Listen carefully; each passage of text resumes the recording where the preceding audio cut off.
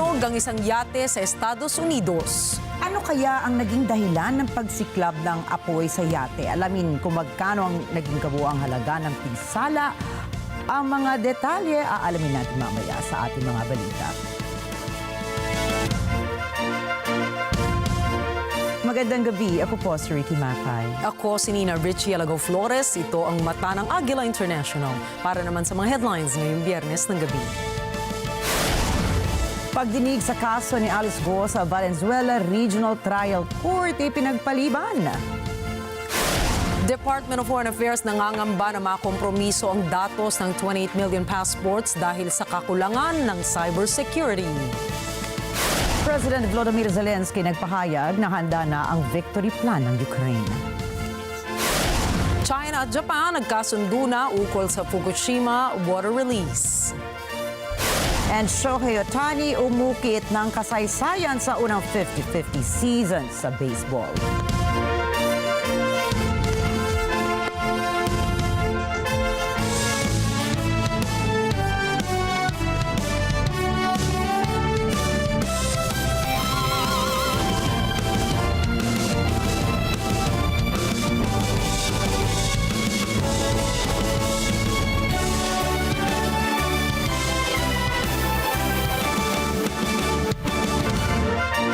Nagdesisyon ng Valenzuela RTC Branch 282 na ipagpaliban muna ang arraignment ni dismiss Banban Mayor Alice Go dahil sa inihaing mga mosyon at apela na magkabilang panig. Nagtungo si Go sa korte ngayong araw para sana sa kanyang arraignment para sa 2 counts ng graft na isinampalaban sa kanya ng Department of Interior and Local Government. Ngunit umapela ang panig ni Go sa magiging kustodiya nito. Kaya pinayagan ng korte ang kahilingan ng kampo ni Go na makapaghain ng piyansa. Sa atas ni Valenzuela RTC Branch 282 Presiding Judge Elena Amigo Amano, nagkakahalaga ng 540,000 pesos ang piyansa sa kaso ni Go. Binigyan din ng deadline bago mag-cut off ang paghahain ng piyansa ng kampo ni Go at kung hindi nila ito magawa, sa Valenzuela City Jail na mapupunta ang kustodiya kay Go. Nakahanda naman ang Philippine National Police sa paglilipat sa kustodiya ng Pasig City Jail Female Dormitory si Go. Samantala, iniutos din ng Pasig RTC na arestuhin ang iba pang mga kapwa-akusado ni Go dahil sa kasong human trafficking na isang non-bailable case. Inihayag ng Department of Foreign Affairs o DFA na nanganganib na makompromiso ang personal data ng humigit kumulang 28 milyong passport holders dahil po yan sa kawalan ng cybersecurity system. Inihayag ng DFA Office of Consular Affairs Assistant Secretary Adelio Cruz ang kanyang pagkabahala sa issue na ito sa Senate budget hearing para sa proposed budget ng ahensya. Sinabi ni Cruz na nais sila maprotektahan ang mga datos sa kabila ng mga hacking incidents sa ibang ahensya ng gobyerno.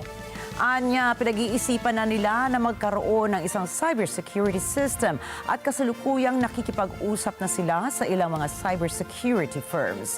Hininga naman ng Senate Finance Subcommittee ang DFA ng report upang tiyaking walang makokompromiso sa passport data. Magbubukas ang Romania ng application para sa government scholarship program nito para sa mga foreign nationals na hindi miyembro ng European Union kabilang ang Pilipinas sa Enero 2025. Hinikayat ni Romanian Ambassador to the Philippines, Raduta Dana Mathay, ang mga Pilipino na kunin ang pagkakataon na makasama sa Study in Romania program ng Bucharest. Sinabi ni Romanian official, kasama sa sasaguting gastos ng programang para sa Romanian Language Preparatory Year. Ang Romanian Ministry of Foreign Affairs at ang Ministry of Education ang siyang nagpopondo sa programa. Giit ni Mathay, ang pag-aaral sa Romania ay very cost-effective dahil sa cost of living sa bansa ay mas mababa kaysa sa ibang mga estado sa Europa.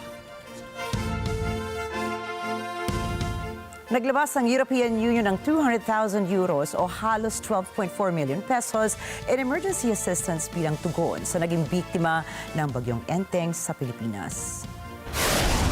Ang tulong pinansyal ng EU ay bahagi ng 136.8 million pesos aid package para sa mga Southeast Asian nations na tinamaan ng bagyo na may international name na Yagi.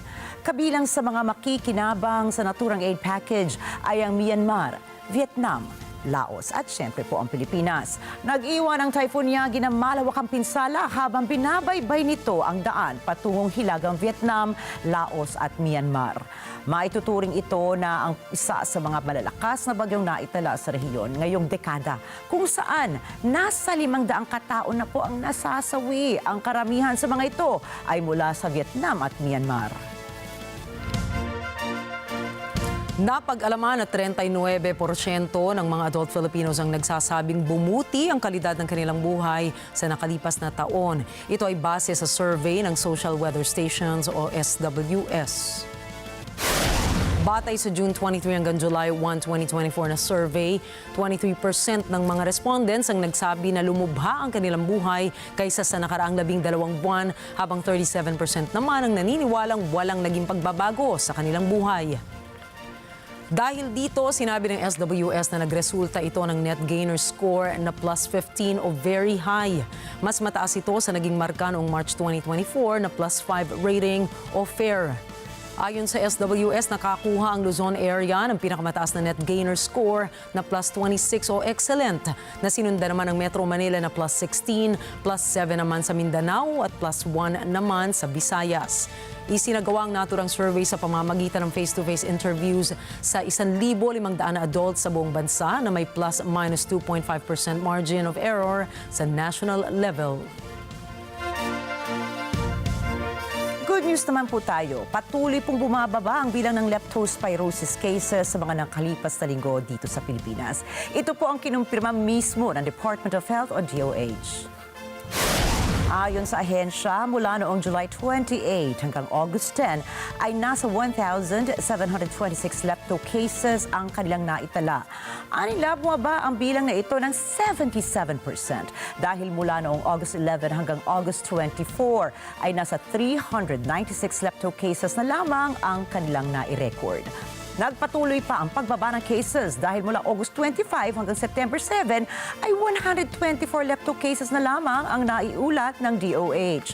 At dahil dito ay pinuri ng DOH ang ordinance ng Metro Manila Development Council o MMDA na nagbabawal sa alinmang aktibidad na hindi kinakailangan at hindi tamang mga aktibidad pagdating sa tubig baha. Isa na nga rito ay ang bawal lumangoy ang sinuman sa mga tubig baha. Sa kabila ng matagumpay na ordinance ng MMDA ay nagpaalala pa rin si Health Secretary Ted Herbosa na mag-ingat ang publiko at protektahan ng pamilya ang bawat isa laban sa leptospirosis. Anya, isang proactive step ang ginawa ng MMDA laban sa sakit na leptospirosis, subalit mahalaga rin anya ang early detection, timely medical intervention at pananatili ng kalinisan sa katawan. Inirekomenda rin ng Health Secretary ang pagsusuot ng protective footwear, tamang pangangalaga ng sugat at pag-inom ng antibiotic na prophylaxis na makukuha naman po sa mga health centers ng gobyerno.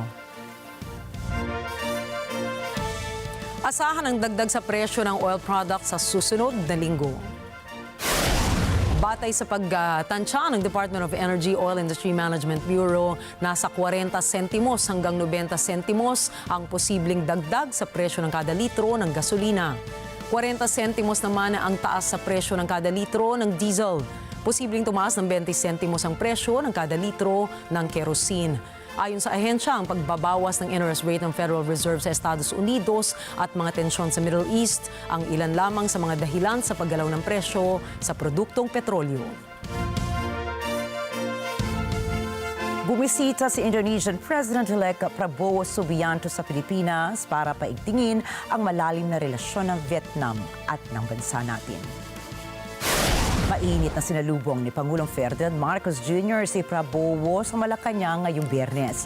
Ayon sa Pangulo, ang pagbisita ni Prabowo sa bansa ay isang pahayag ng malakas na ugnayan ng Pilipinas at Indonesia, partikular sa aspeto ng people-to-people, politika at diplomasya.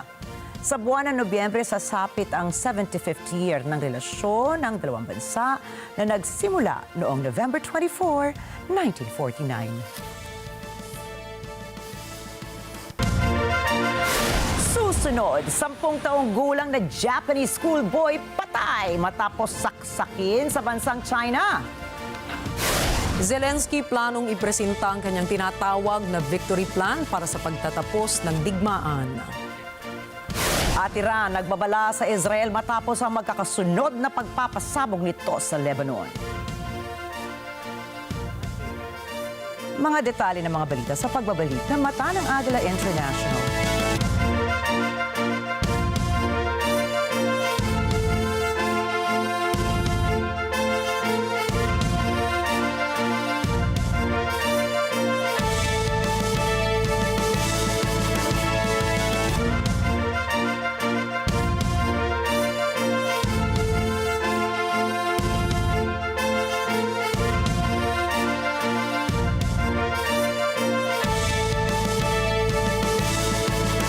This portion is brought to you by 318 Automart.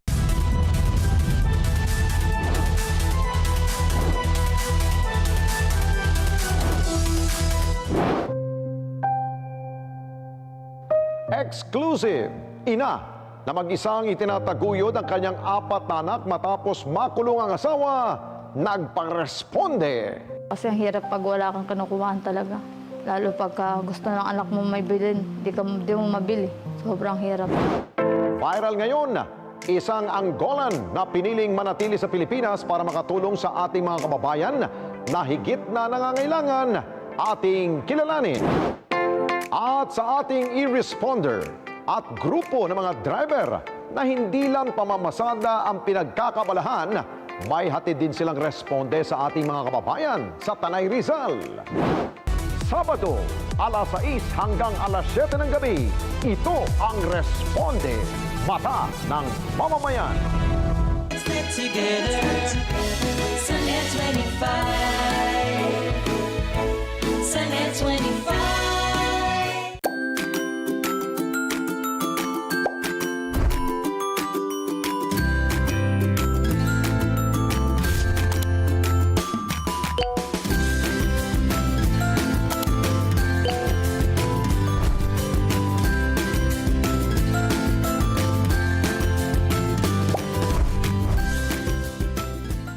This portion is brought to you by Robic Builders.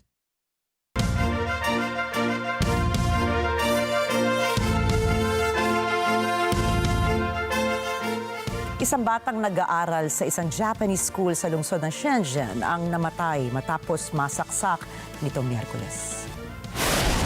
Ayon sa mga otoridad ng China, ang 10 taong gulang na bata ay isang Japanese national na anak ng Japanese father at isang Chinese mother. Sinaksak siya ng isang 44 na taong gulang na lalaking Chinese habang papunta ang bata sa paaralan bandang alas 8 ng umaga. Sa kabila ng pagsisikap ng mga medical experts, namatay pa rin ang bata noong madaling araw ng Huwebes.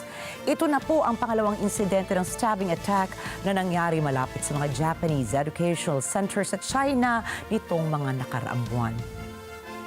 Sinabi ni Lin Jian, tagapagsalita naman ng Chinese Foreign Ministry, na magbibigay ang Beijing ng kinakailangang tulong sa pamilya ng bata. 方对发生这样的不幸事件表示遗憾和痛心，对男孩的去世表示哀悼，对他的家人表示慰问。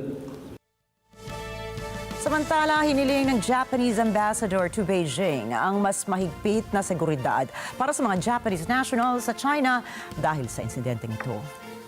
側に在中国大使館および在広州総領事館から中国側に対し事実関係の説明を求めるとともに日本人の安全確保について万全を期すよう強く求めたところであります。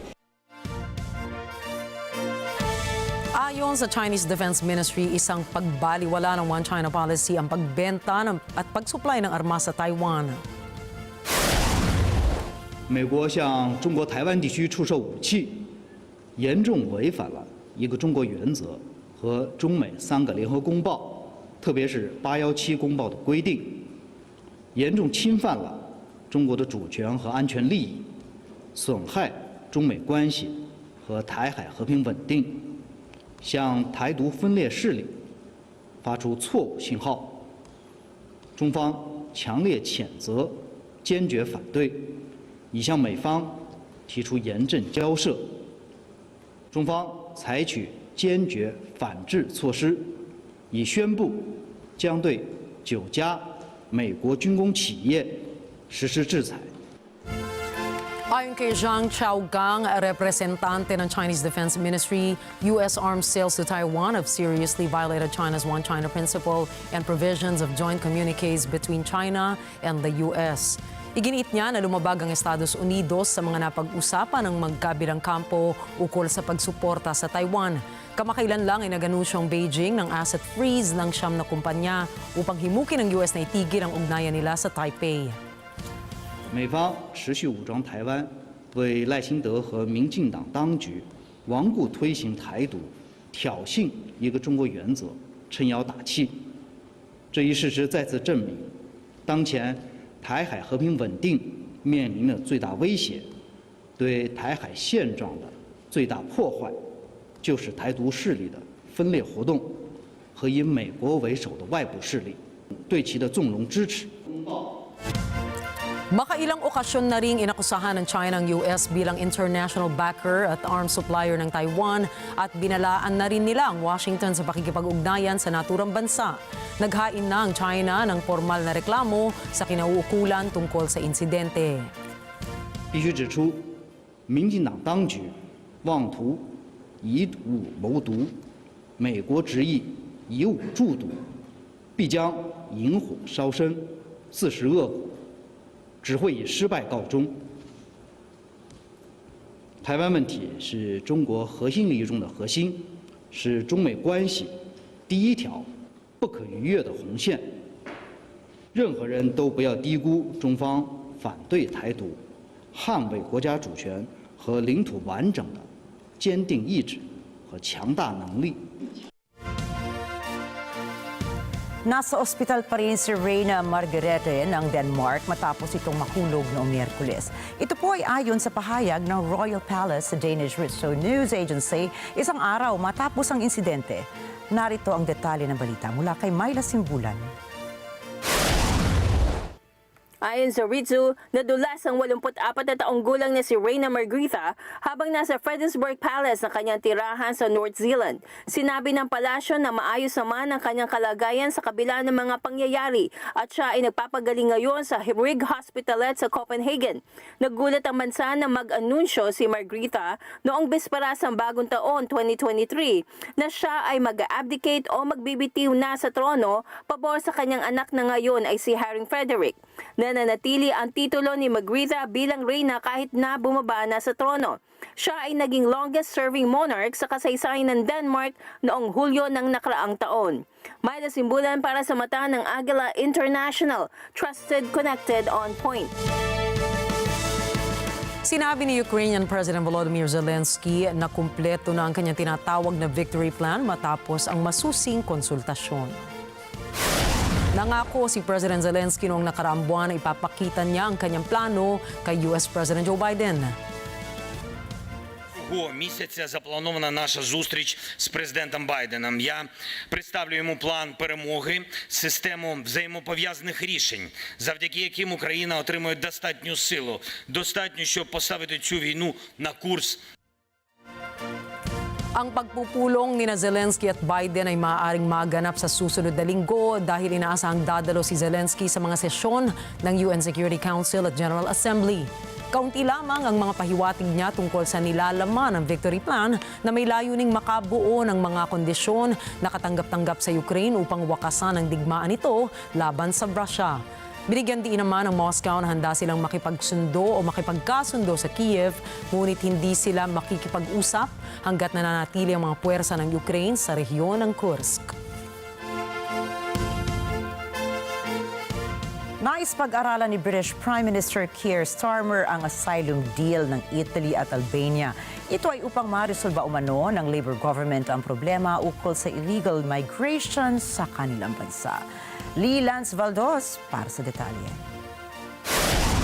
Sinabi ni British Prime Minister Keir Starmer na pag-aaralan niya ang proseso ng asylum deal ng Italy at Albania. Bahagi niya ito ng diskarte ng kanyang gobyerno na maisaayos ang mga migrante na illegal na tumatawid ng English Channel papunta sa United Kingdom. Interesado si Starmer sa ginagawang pagbabayad ng gobyerno ni Prime Minister Giorgia Meloni sa mga bansang nasa North Africa upang matulungan ang Italy na masugpo ang illegal migration. Sa ilalim ng 5 taong kasunduan ng Italy at Albania, ang mga migranteng nailigtas ng Italian Coast Guard ay ipapadala sa Albania upang iproseso ang kanilang asylum claims.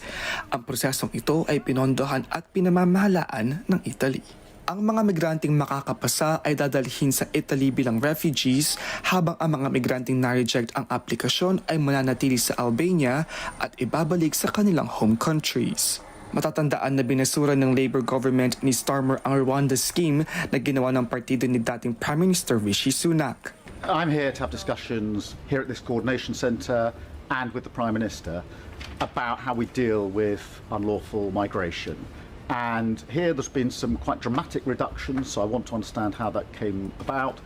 It looks as though that's down to the upstream work that's being done in some of the countries where people are coming from. I've long believed, by the way, that prevention and stopping people travelling in the first place is one of the best ways to deal with this particular issue. So I'm very interested to know how that upstream work went. Looking, of course, at other schemes. Looking forward to my bilateral with the Prime Minister this afternoon. But we've already got a shared intent to work together on this trade, this vile trade of pushing people across borders. Nagpahayag naman ng pagsuporta si Prime Minister Meloni kay Starmer at sinabi nitong kaisa ng United Kingdom ang Italy sa pagresolba ng issue ng illegal migration at human trafficking. Ogni settimana migliaia di migranti attraversano il Mediterraneo per raggiungere l'Italia, per entrare illegalmente in Europa. Molti di loro attraversano anche la Manica per arrivare nel Regno Unito. È chiaramente un fenomeno che interessa tutto il continente europeo. Con il Primo Ministro Starmer siamo d'accordo sul fatto che la prima cosa da fare sia intensificare la lotta al traffico di esseri umani, farlo unendo molto di più gli sforzi, lavorando a una maggiore cooperazione. Lilans Valdos para sa mata ng Agila International. Trusted, connected, on point. Pinapalikas ng United Kingdom ang mga mamamayan nito na nasa Lebanon dahil sa lumalalang tensyon doon. Sinabi ni UK Foreign Secretary David Lammy na mahalaga ang agarang paglikas ng mga British nationals na nasa Lebanon dahil sa mataasang tensyon na nagaganap sa pagitan nila ng Israel. Maaaring sa anumang oras ay mabilis na magkaroon ng paglalalang sitwasyon sa lugar. Nanawagan din ito sa Israel at Lebanon na magkaroon ng mapayapang pag-uusap para hindi na magkaroon pa ng paglala ng kaganapan doon. Samantala, binalaan ng Revolutionary Guard ng Iran ang Israel na kanila itong papanagutin dahil sa naganap na magkasunod ng pagsabog ng pagers at two-way radios. Bagamat hindi inako ng Israel ang nasabing atake, ay malakian niya ang paniniwala ng mga Hezbollah na ang Israel ang nasa likod ng nasabing atake. Tinawag naman ng United Nations ang nangyaring pag-atake sa Lebanon na isang paglabag sa karapatang pantao para mabuhay. Sinabi naman ni U.S. Secretary of State Antony Blinken na dapat talagang magkaroon ng ceasefire sa Israel at Hamas para wala ng sibilyang madamay pa.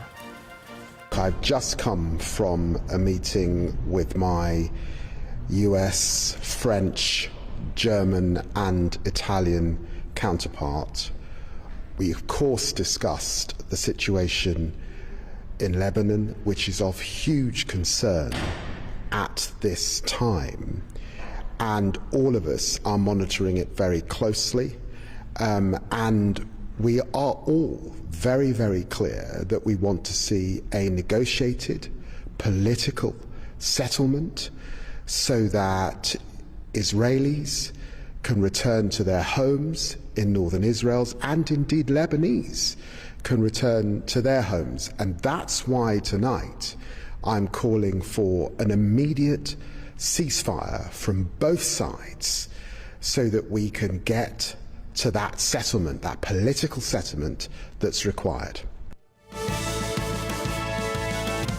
Natuldukan na ang sunod-sunod na welga ng mga junior doctors sa England. Ito po ay matapos silang tanggapin ang isang paid deal na inalok ng kanilang gobyerno. Eva Cunanan para sa detalye. Tinanggap na ng mga junior doctors ng British Medical Association o BMA ang alok na 22.3% pay settlement ng kanilang gobyerno. Ayon sa BMA, umabot sa 66% ng junior doctors ang tumanggap ng nasabing pay hike.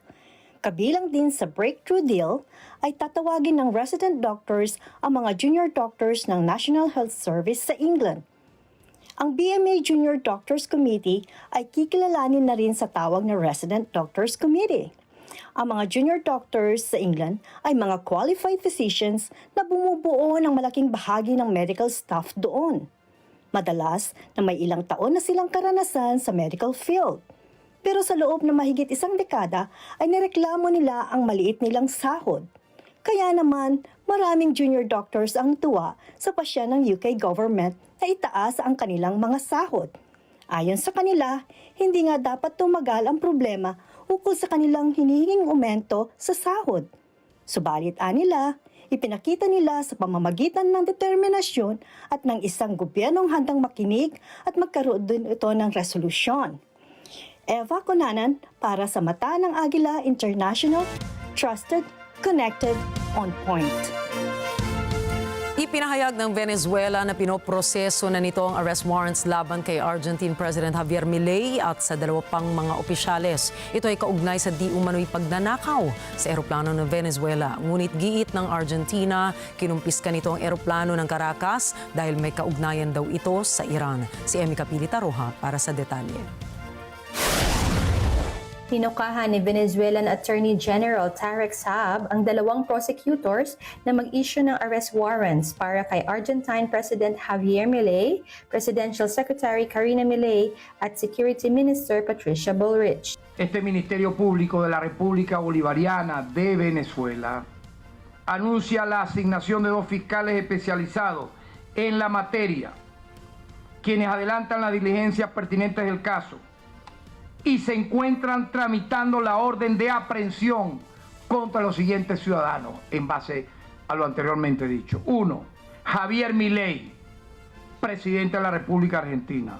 Karina Milei, secretaria general de la Presidencia de la Nación Argentina. Y Patricia Bullrich, ministra de Seguridad de la Nación Argentina.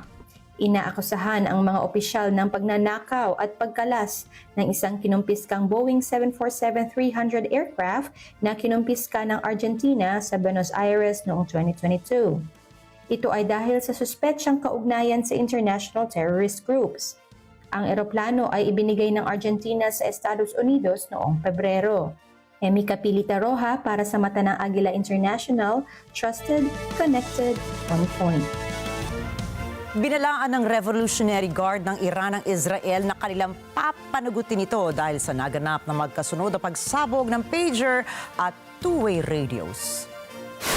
Bagamat hindi inako ng Israel ang nasabing atake, ay malakian nila ang paniniwala ng mga Hezbollah members na ang Israel ang nasa likod ng nasabing pag-atake. Tinawag naman ng United Nations ang nangyaring pag-atake sa Lebanon na isang paglabag sa karapatan ng tao para mabuhay.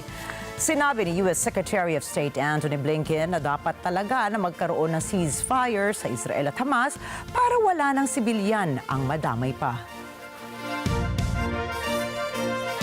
Nagsagawa ang Israeli warplanes ng pinakamatinding pag-atake sa Lebanon nitong Huwebes. Nananawagan naman ang Estados Unidos at United Kingdom sa dalawang panig na huwag nang pataasin pa ang tensyon o gulo sa Middle East. Ayon sa militar ng Israel, tinarget ng kanilang mga eroplano ang daan-daang barrels ng multiple rocket launchers sa timog ng Lebanon na nakahanda sanang iputok ng kanilang kalaban patungo sa Israel. Kasama rito ang mahigit 52 pambobomba sa nasabing lugar, ngunit wala pang ulat ng bilang ng mga nasawi. Samantala, sinabi ng Washington na kailangan ng makamit ang isang diplomatikong solusyon sa Middle East. Nananawagan din si U.S. Secretary of State Antony Blinken na maghinay-hinay ang Israel. Anya, ayaw niyang makakita ng mga aksyon na magpapahirap na maipatupad ang kasunduan ng tigil putukan sa Gaza. Nanawagan rin ang London para sa agarang tigil putukan sa pagitan ng Israel at Hezbollah. Susunod, 8 bumbero sugatan matapos dumausdos at bumangga ng fire truck na sinasakyan nila. Pocket Pair kinasuhan na ng Nintendo dahil sa Pal World game. At At sikat na YouTuber na si Speed, napaiyak ng nakamit ang 1 milyong live viewers sa stream. Yan at iba pang mga balita sa pagbabalik ng Mata ng Agila International.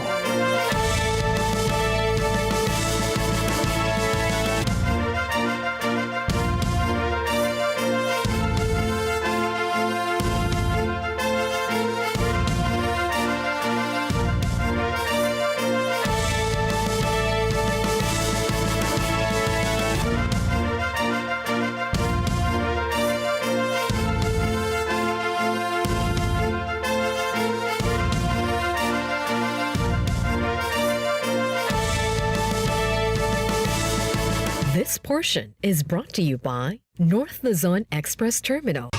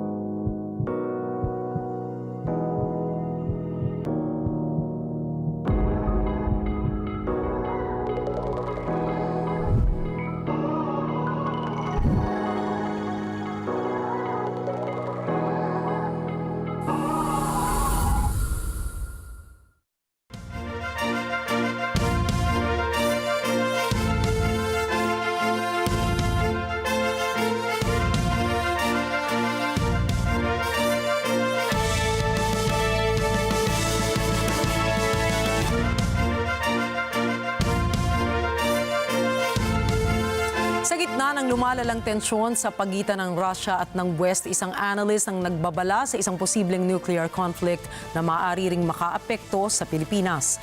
Patuloy ang paglaki ng alitan ng Estados Unidos at ng China sa rehiyon ng Asia-Pacific. Habang pinapalawak ng Beijing ang impluwensya nito sa rehiyon, sinusubukan naman ng Washington na pigilan ang mga planong ito gaya ng pagtatangkang paglusob sa Taiwan. Ayon kay Elizabeth Sa, isang research associate sa German Institute for Foreign and Security Affairs, kahit hindi maging direktang target ang Manila, nanganganib pa rin ito dahil magkapit-bahay lamang ang Pilipinas at Taiwan. Dagdag pa rito ang mga issue sa West Philippine Sea na nagpapalala ng tensyon sa pagitan ng gobyerno ng Pilipinas at ng China. Ngunit hindi lamang sa rehiyon ng Asia-Pacific pinag-uusapan ang mga posibleng sigalot na ito. Kaya't silipin natin ang mundo ng mga world powers gaya ng US, Russia at China at tuklasin kung paano maaaring maganap ang isang nuclear war sa pagitan nila. Ang nuclear weapon ay isang device na dinisenyo upang maglabas ng enerhiya sa pamamagitan ng isang malakas na pagsabog bilang resulta ng nuclear fission o fusion. Ang napakalakas na pagsabog na ito ay nag-iiwan ng radioactive debris sa atmosfera na kalaunan ay bumabagsak bilang radioactive fallout. Ayon sa International Campaign to Abolish Nuclear Weapons o ICAN, tinatansyang may 12,512 nuclear warheads sa buong mundo taong 2023. Nangunguna ang Russia sa listahan na may halos 6,000 warheads, kasunod ang Estados Unidos na may mahigit na 5,000. Mas mababa naman ang bilang sa mga bansang tulad ng China na may 410, France na may 290 at United Kingdom na may 225. Bagamat malaki ang ibinaba nito mula humigit kumulang 70,000 nuclear warheads noong Cold War, mas makapangyarihan naman ang mga modernong armas ngayon. Maliban sa mga nuclear-armed states, may mga bansa rin na nagtataglay ng mga sandatang nuklear sa kanilang mga teritoryo. Kasama rito ang Italy, Turkey, Belgium, Germany, Netherlands at Belarus. Habang may kalamangan ng Russia at Estados Unidos, inaasahan namang tataas ang nuclear arsenal ng China sa mga susunod na dekada. Talakayin natin ang epekto ng isang modernong nuclear warhead mula sa arsenal ng China. Halimbawa, sa pagsabog ng isang missile sa Seoul, South Korea, maaaring magdulot ito ng milyon-milyong pagkasawi at pagkasugat. Hindi pa kasama rito ang posibleng mga fatalities sa nuclear fallout o radiation na nananatili sa lugar. At higit pa ito ang pinakamalakas na warhead ng mga bansang may mga nuclear weapons. Sa kabilang banda, gaano nga ba kalaki ang posibilidad na magkaroon ng nuclear conflict sa pagitan ng China at ng Estados Unidos? Bukod sa tumataas na tensyon sa West Philippine Sea sa pagitan ng China Coast Guard at Philippine Coast Guard noong 2023, 4 na bagong EDCA sites ang inaprubahan ni Pangulong Ferdinand Marcos Jr. upang maglagay ng mga sundalo sa US sa bansa. Nagresulta ito sa paglala ng tensyon mula sa China na nagbabala ang mga bagong military bases ay isang hakbang lamang ang layo mula sa Taiwan. Ayon kay Elizabeth Sa, maaaring maapektuhan ng Pilipinas kahit hindi ito direktang target ng Beijing. Binigyan din niya na hindi man naging pangunahing target ang bansa, delikado ang lagay ng Pilipinas lalo na kung magdesisyon ang Maynila na mag-imbak o magpasok ng nuclear weapons para sa Estados Unidos. Hindi ito malayong mangyari lalo na't patuloy na pinalalawak ng US ang presensya nito sa bansa bilang bahagi ng estratehiyang mabantayan ang mga aktibidad ng militar ng China. Ayon kay Sa, may 2 posibleng eksena na maaaring magdala ng nuclear conflict sa pagitan ng Beijing at ng Washington. Ang una ay ang posibleng banta ng militar ng US sa Chinese Submarine Force sa paligid ng Hainan Island na may kakayahang maglunsad ng nuclear missiles. Ang pangalawa naman ay kung sakaling lusubin na ng China ang Taiwan na magre-resulta sa direktang labanan sa pagitan ng Washington at Beijing. Bagamat hindi napakataas ng probabilidad na mangyari ang alinman sa mga ito, maaaring seryoso ang magiging resulta kung hindi mapipigilan ng mga bansang maaaring maapektuhan gaya na nga ng Pilipinas. Hindi lamang ang Asia-Pacific ang apektado sa ganitong mga issue, kundi maging ang mga bansang gaya ng Ukraine, Israel at mga bansang nasa pagitan ng mga nuclear-armed states tulad ng mga miyembro ng NATO. Kamakailan ay nagbabala ang Moscow sa West na posibleng magsimula ang isang nuclear war kung pahihintulutan ng mga ito ang Ukraine na gumamit ng Western weapons upang umatake sa loob ng Russia. Binigyan din pa nga ng Kremlin na bibilang lamang ang intercontinental ballistic missile nila ng mahigit 3 minuto para bumagsak sa Strasbourg kung saan nagpupulong ang European Parliament. Samantala, maaari namang lumalari ng kalagayan ng Gaza war sa Middle East, lalo na kapag lumakas ang tensyon sa pagitan ng nuclear-armed state na Israel at ng Iran na pinaghihinalaang may posibleng nuclear deal katapat ng Russia. Kamakailang nagpasabog ang Israel ng libu-libong mga pager sa Lebanon na nagresulta sa pagkasawi at dose-dosena at libu-libong sugatan. Ang North Korea naman sa pamumuno ni Kim Jong-un ay patuloy ring nagdaragdag ng bilang ng kanilang nuclear weapons. Isang maling hakbang lamang mula sa alinmang bansa rito ang kinakailangan upang maging mitya ng isang nuclear war na magdudulot ng pagkawasak sa iba't ibang bansa, pati na sarili nila.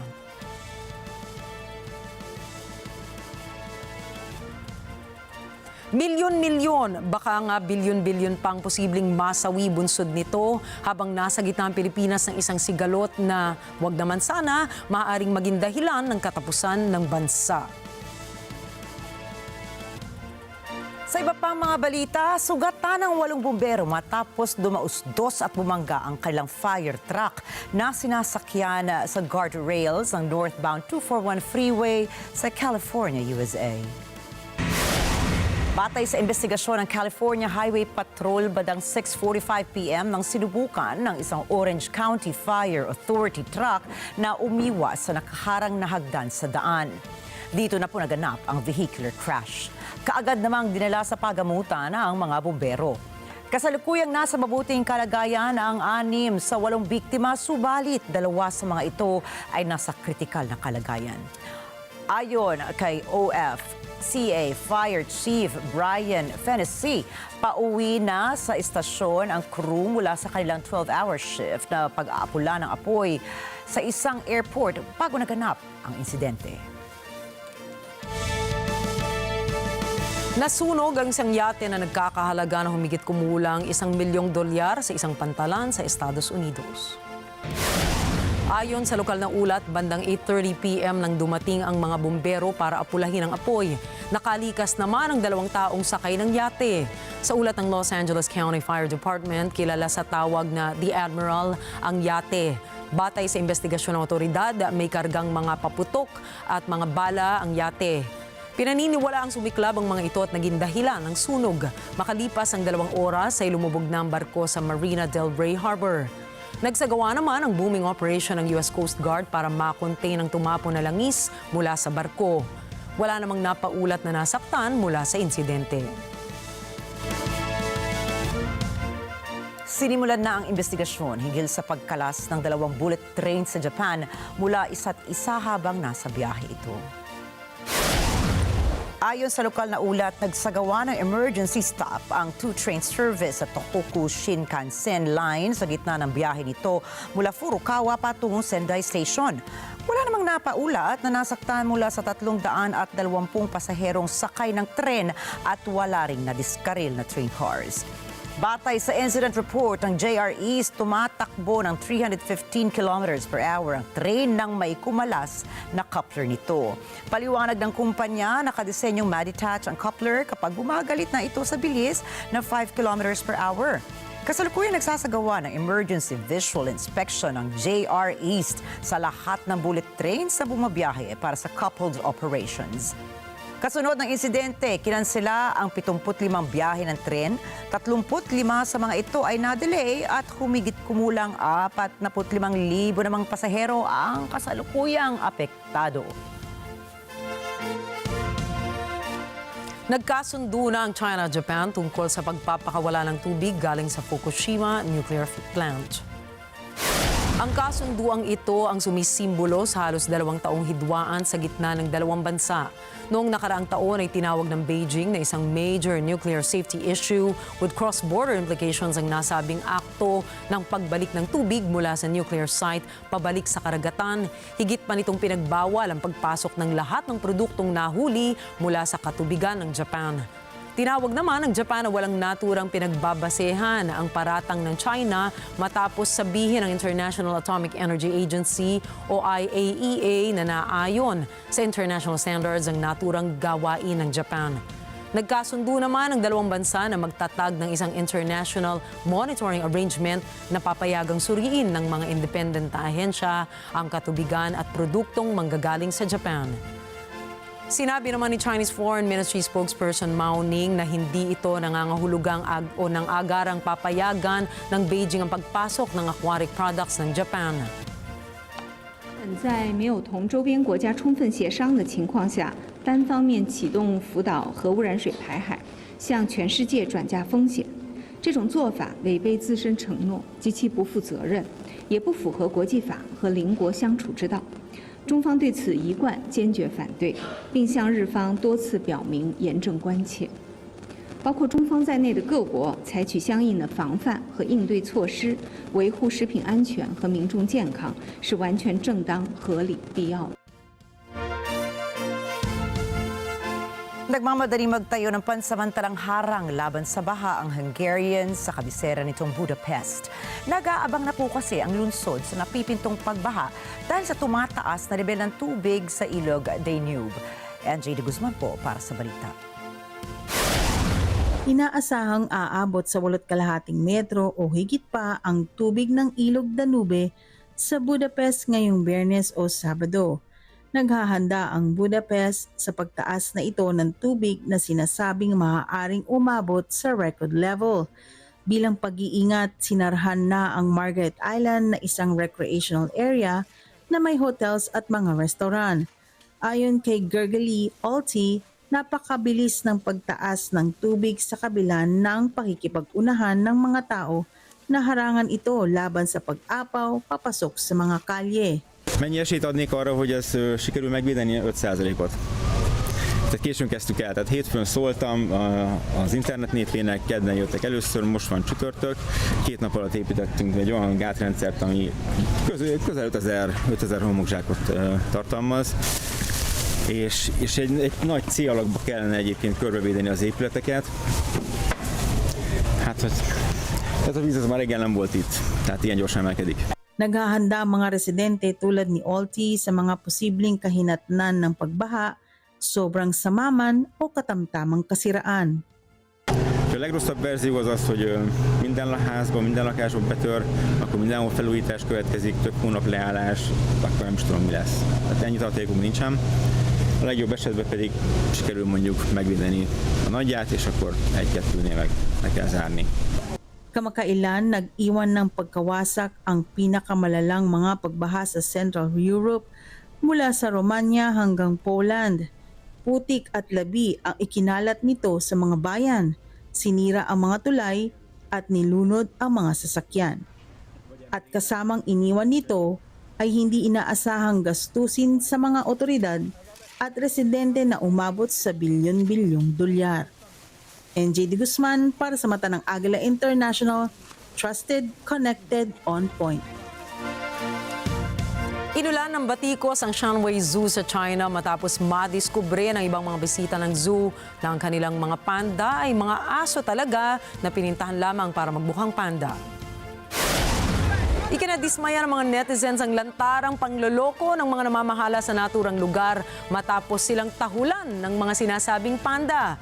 Unang dinepensa ng zoo ang kanilang scam nung sinabi nilang isang breed ito ng panda dog na bago pa lang sa naturang rehiyon. Ngunit matapos ang ilang buwan ay inamin naman nilang tila pinintahan lang nila ang dalawang chow chow na native breed naman sa Hilagang China.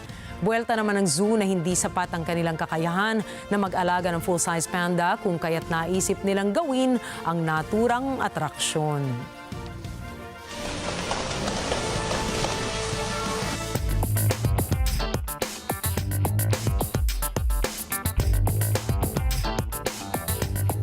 Sumagot na ang Pocket Pair sa isinampang patent infringement ng Nintendo at ng The Pokemon Company laban sa kumpanya. Ayon sa pahayag na inilabas ng Pocket Pair, hindi nila alam kung ano bang patents ang kanilang nilabag. Giit pa ng kumpanya, hindi raw sila nasabihan tungkol dito.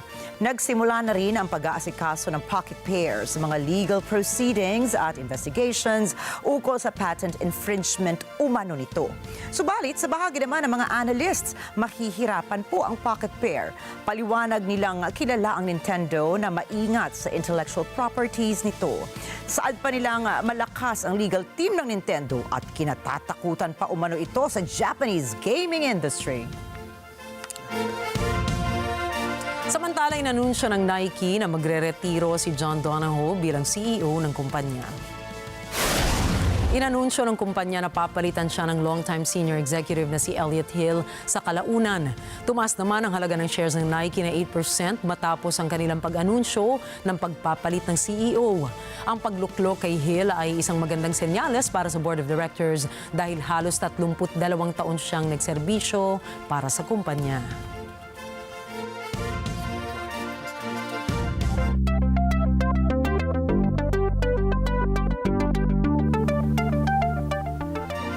Itinanggi ng SpaceX na lumabag ito sa launch requirements ng Federal Aviation Administration of FAA.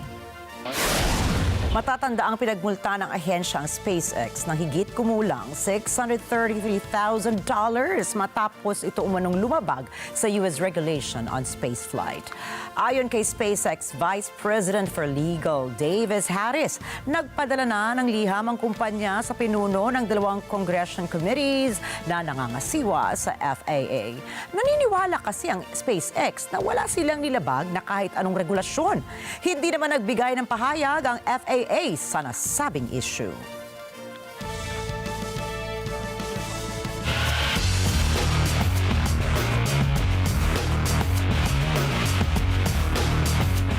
Nakamit ni Shohei Ohtani ang kauna-unahang 50-50 sa kasaysayan ng Major League Baseball matapos siyang makakuha ng home run sa paghaharap ng LA Dodgers at Miami Marlins.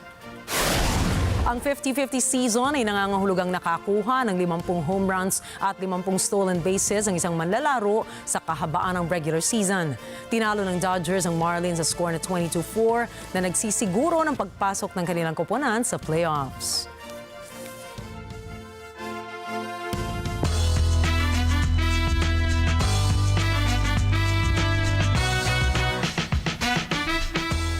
Hindi Hindi naman po napigilan ng YouTube sensation na si Speed ang kanyang emosyon matapos maabot ang 1 milyong live viewers sa isang live stream ng kanyang tour sa Asia. Ang mga IRL streams ni Speed mula London hanggang Thailand ay humakot ng malaking bilang ng viewers at ibang-ibang karanasan na bihirang nakikita sa streams. Nang makita niya ang bilang ng mga manonood na umabot po ng 1 milyon, aba inapaluha itong si Speed habang napapalibutan ng kanyang mga fans. Nadala ng emosyon si Speed at kinailangan niyang magpahinga ng sandali upang kumalma. Pinunasan niya ang kanyang luha gamit ang kanyang shirt habang pinasalamatan ang kanyang mga fans at ipinagdiwang ang tagumpay kasama sila. Isang hindi pa na-o-auction na painting mula sa serye ng Water Lilies ni French Impressionist painter Claude Monet ang inaasahang mangunguna at magtatala ng bagong record sa isang subasta sa Hong Kong. Si Jessica Bautista para sa balita.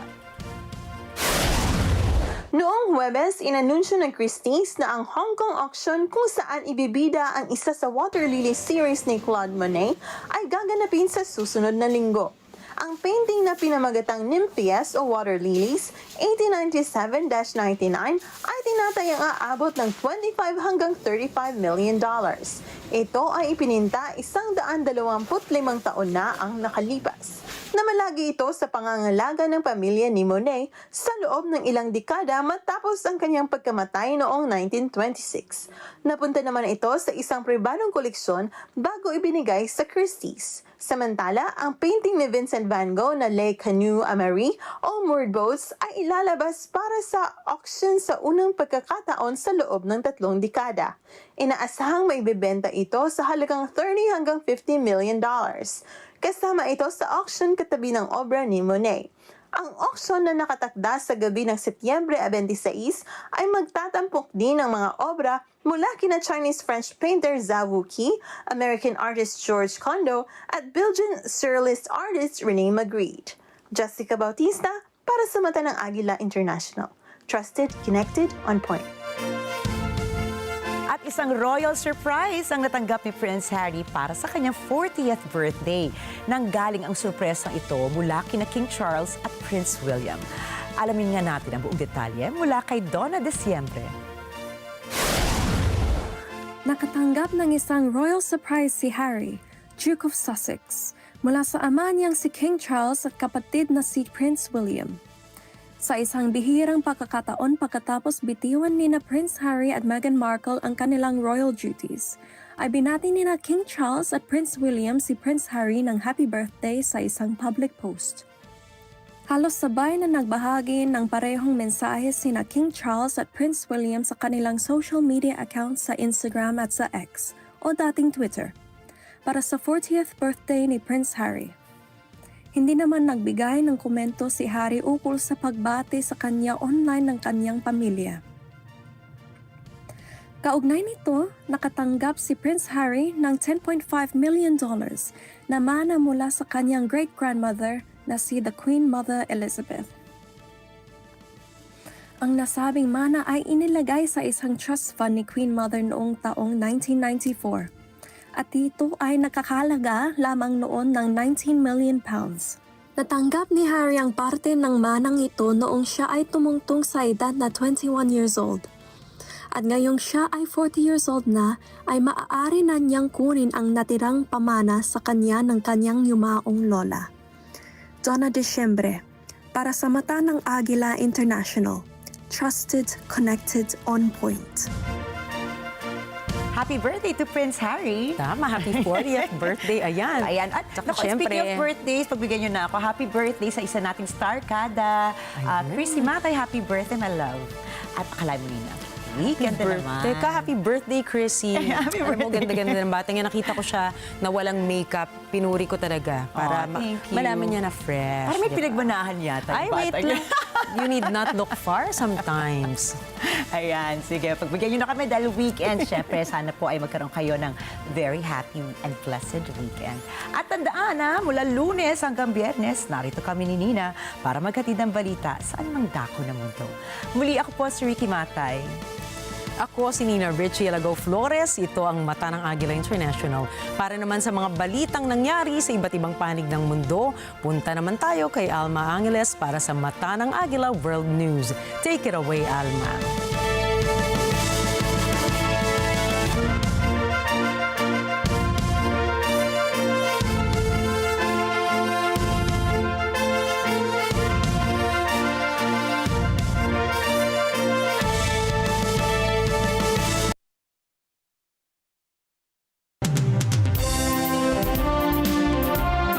Thank you, Nina and Rikki. Good evening, everyone. I'm Alma Angeles for Net25 World News. On tonight's headlines. Israel and Hezbollah trade fire following attacks on the terrorist group's communication devices. Amid rising fears of a broader conflict in the Middle East, bombings in Beirut are sending ripple effects far beyond Lebanon and West Asia. As investigations unfold, all signs point toward Israel and a covert group known as Unit 8200. Israel stops cyber warfare and intelligence unit.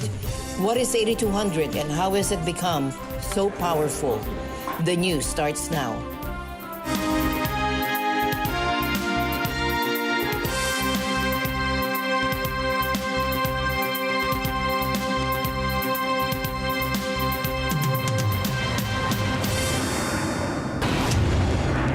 Israeli warplanes carried out their most intense strikes on southern Lebanon in nearly a year of war.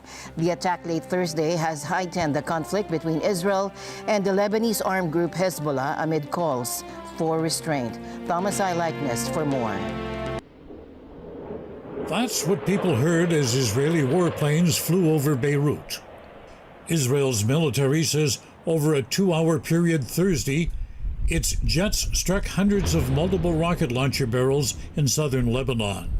It says they had been set to be fired immediately toward Israel. 3 Lebanese security officials say these are the heaviest airstrikes since the conflict began last October. The airstrikes are a follow-up to attacks earlier in the week that blew up Hezbollah radios and pagers, killing 37 people and wounding about 3,000 in Lebanon. Israeli Defense Minister Yoav Gallant says that Israel will keep up military action against Hezbollah, and he calls this the new phase of the war, adding there are significant opportunities, but also significant risks. אנו מקיימים בימים האחרונים סדרה של דיונים חשובים. זהו שלב חדש במלחמה, יש בו הזדמנויות, אך יש בו גם סיכונים כבדי משקל. חיזבאללה נמצא בתחושה של נרדפות, ורצף הפעולות הצבאיות והביטחוניות שלנו יימשך. היעד שלנו הוא להחזיר את תושבי הצפון אל בתיהם בביטחון. ככל שחולף הזמן, חיזבאללה ישלם מחיר הולך וגובר.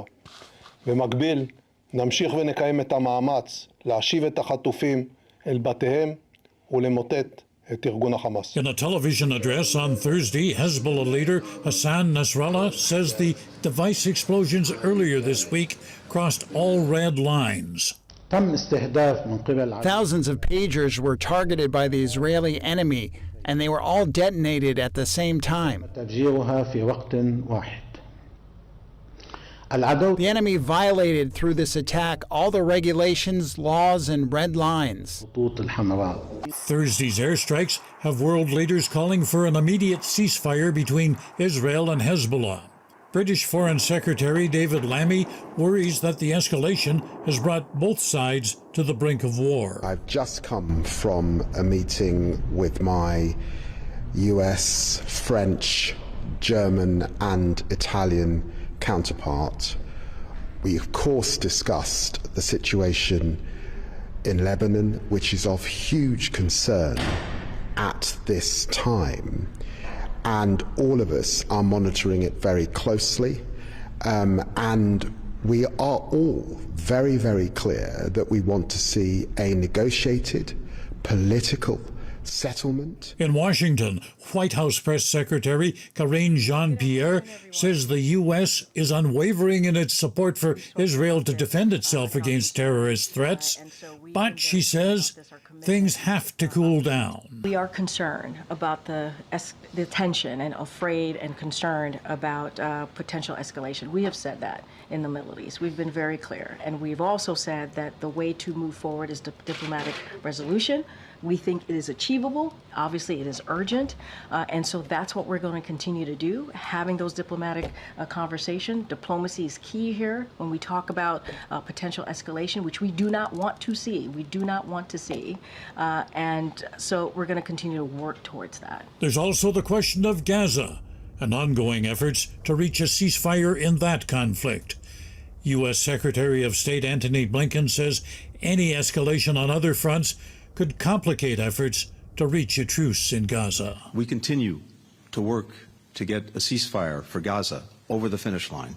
And as we discussed with some of you just a day ago, in Egypt, we believe that remains both possible and necessary. But meanwhile, we don't want to see any escalatory actions by any party that make that even more difficult. So far, Israel has not sent any ground forces into Lebanon, nor is there any indication the government has made a decision on whether to launch a major offensive on its neighbor to the north. But an Associated Press report says thousands of troops have been deployed along the Lebanese border. All of this is creating uncertainty in the region. Many fear the Middle East powder keg is close to exploding. Observers nervously watch, wondering whether an invasion of Lebanon is imminent. Thomas I. Likeness, Net 25 World News. The deadly bombings in Beirut are now sending shockwaves far beyond Lebanon and West Asia.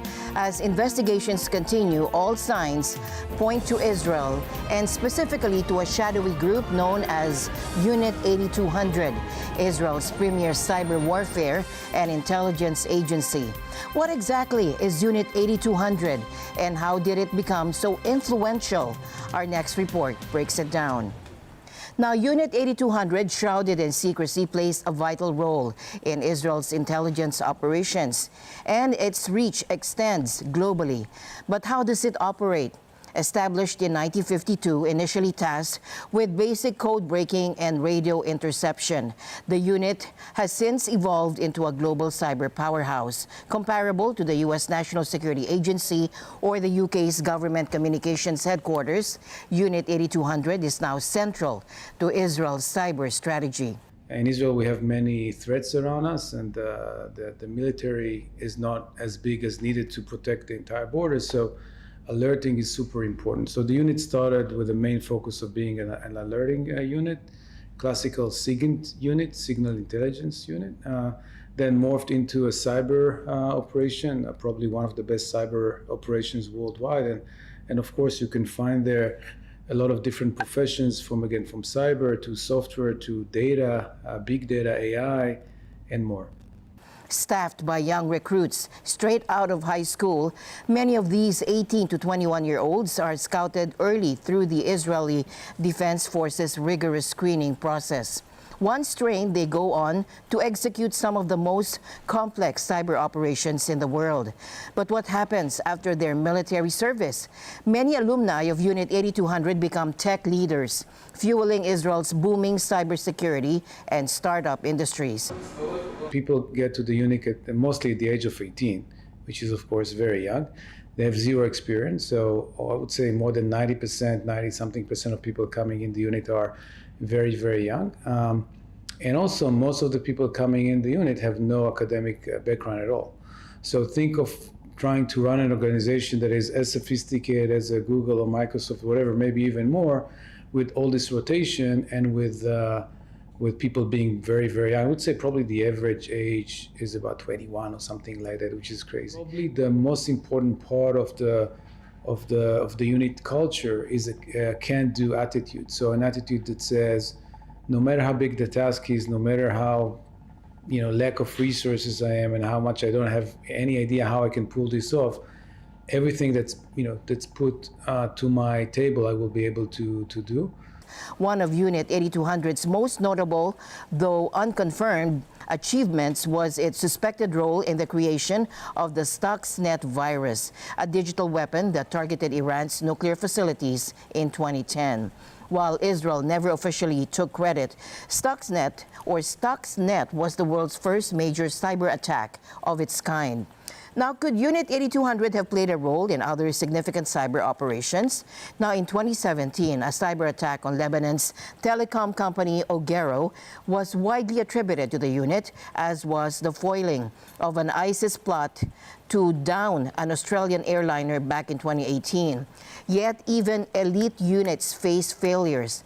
And how did Unit 8200 miss the deadly Hamas attack on October 7th?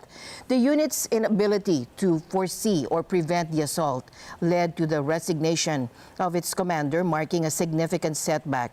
And there's more. Back in 2014, 43 reservists from the unit publicly condemned what they described as unethical surveillance of Palestinians.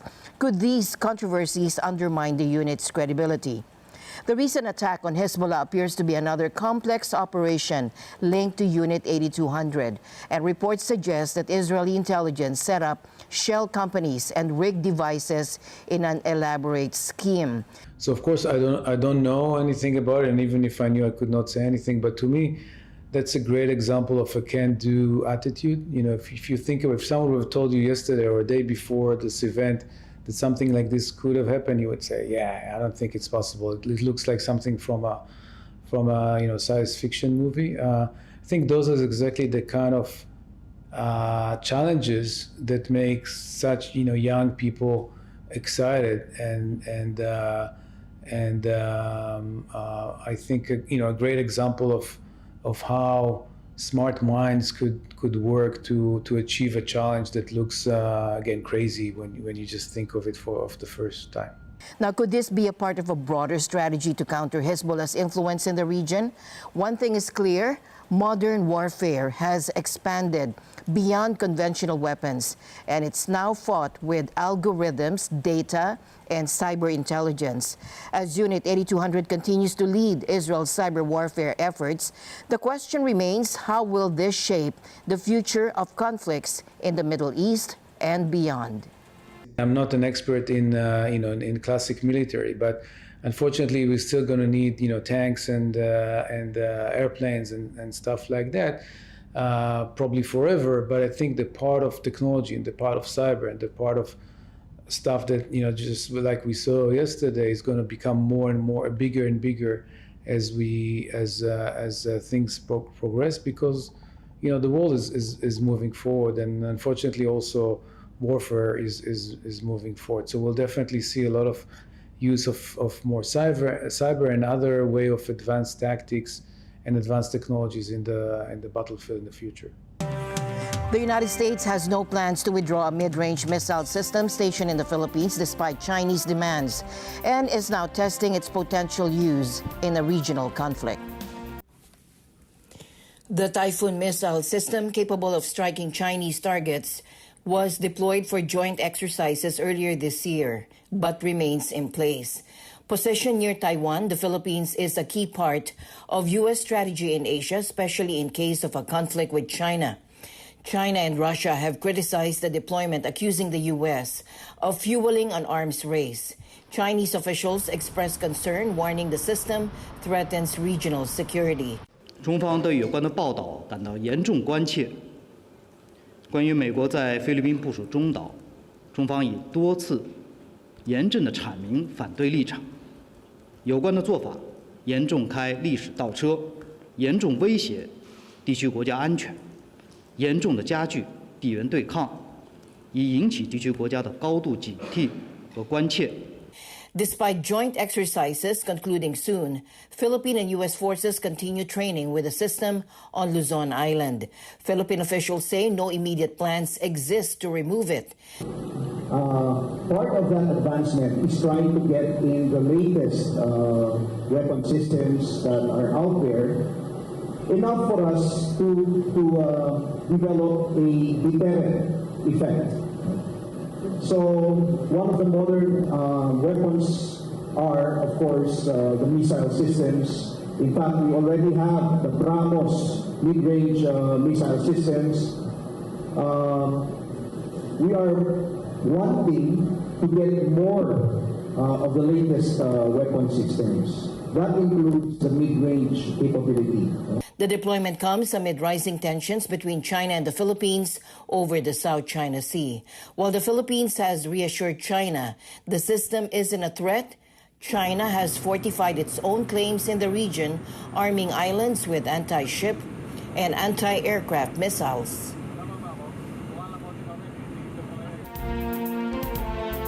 Russia is making significant moves in its military strategy as the conflict in Ukraine continues. Since the invasion in February 2022, the war has been marked by artillery and drone strikes along a heavily fortified 1,000-kilometer front. And drones have become crucial for modern warfare, used for intelligence, sabotage, and attacks on enemy forces and infrastructure. Now, Putin stated that around 140,000 drones were delivered to the Russian military in 2023, with plans to increase production significantly. Я хочу сказать большое спасибо руководителям и сотрудникам предприятий за качественную и надежную технику. В том же направлении работают и многие другие организации ВПК, чья продукция также хорошо зарекомендовала себя в ходе специальной военной операции. Всего за 2023 год в вооруженные силы было поставлено порядка 140 тысяч беспилотных аппаратов различных типов. В текущем году выпуск беспилотников планируется увеличить в разы. Ну, а если сказать поточнее, практически в 10 раз. В 10 раз. He also emphasized that rapid adaptation to battlefield demands is key to victory. Putin said that Russia was making almost weekly advances in drone technology and needed to also develop its drone defenses, essentially technology which senses, confuses, and then shoots down the attacking drones. Как уже не раз отмечал, ключевая задача – производить широкую линейку воздушных беспилотных аппаратов. Максимально быстро наладить серийное, подчеркну, именно серийное производство такой перспективной техники. И, конечно, нужно создавать заделы на будущее, то есть уже сейчас прогнозировать, какие задачи будут решать беспилотники завтра. Artificial intelligence is rapidly shaping our world, but how can we ensure it benefits all of humanity? We hear from experts who spent months crafting a blueprint for global AI governance.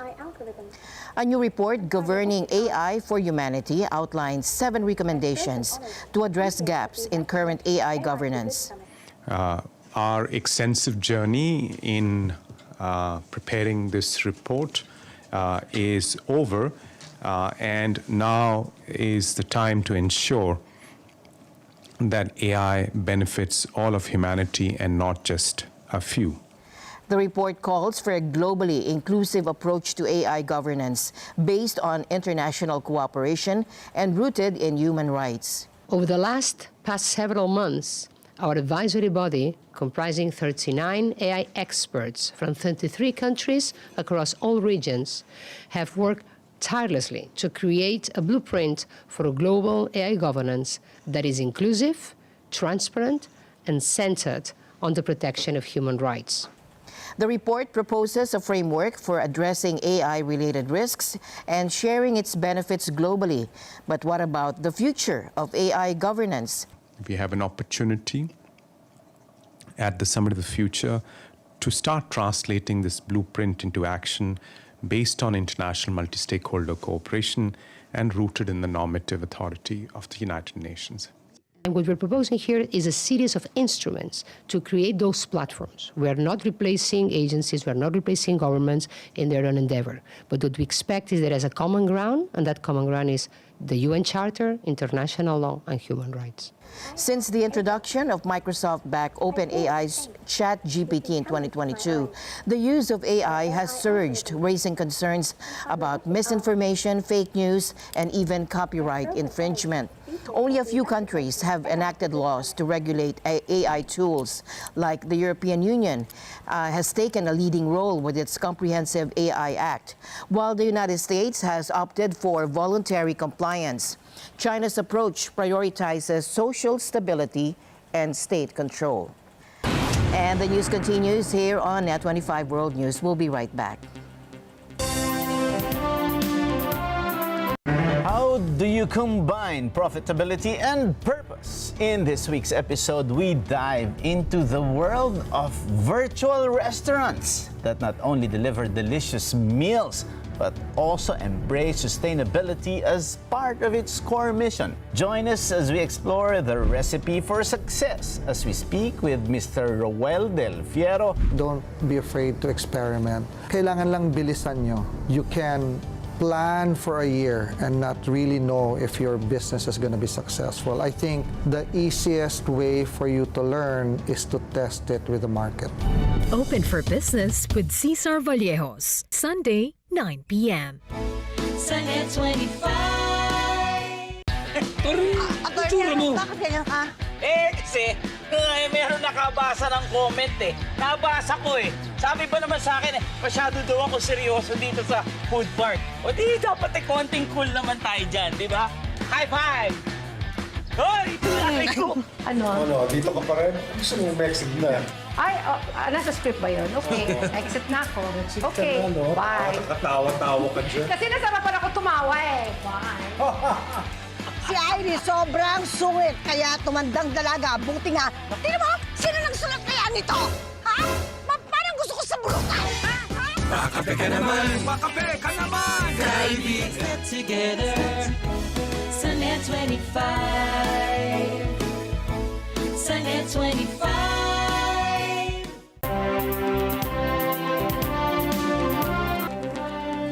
Now let's turn our attention to the United States, where the nation's central bank just yesterday, the Federal Reserve, has made a significant move by cutting interest rates by 0.5%. Today, the Federal Open Market Committee decided to reduce the degree of policy restraint by lowering our policy interest rate by 0.5 percentage point.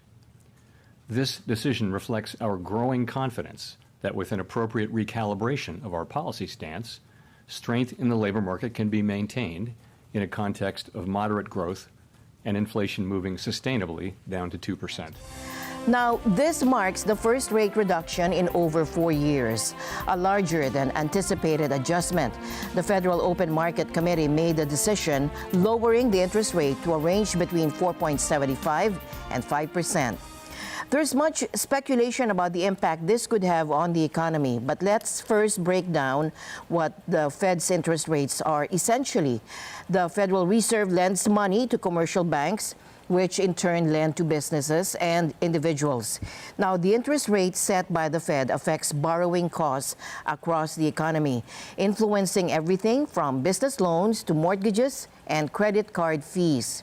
It was a very strong signal that the Fed is no longer talking about its highest rates and is no longer even looking to raise rates, that we are now going to start rates going down. But making that move to 50 instead of 25 can have some real ramifications in the economy. And we already saw it this morning as we saw mortgage rates come down a little bit. So that is meaningful. Now, when the Fed lowers interest rates, borrowing becomes more affordable, potentially stimulating economic growth. But why has the Fed kept rates high for the last 4 years? High rates are a tool to combat inflation, and in 2022, inflation in the U.S. was over 9%, making everyday goods increasingly unaffordable. Raising interest rates helps slow down inflation by discouraging borrowing and cooling demand. Now, the Fed raised rates multiple times starting in March 2022 and paused in July last year, waiting for inflation to decline, which it has down to 2.5% last month. Now, with inflation under control, the Fed has decided to reduce rates, a move seen as a sign that the economy is in a stable position. But yesterday's larger than usual cut of 0.5% has raised some eyebrows as the Fed typically adjusts by 0.25%. I think that the trends we're on suggest that we should have more rate cuts. I hope to see another 50 basis points before year end.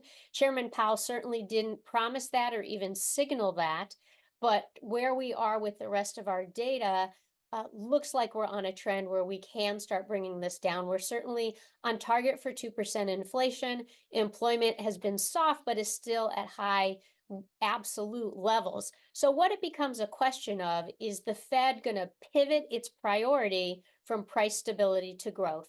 And investors certainly want to see the priority of growth moving higher. Some believe the Fed is trying to catch up with other central banks, such as those in Europe, the UK, and Canada, which have already cut rates.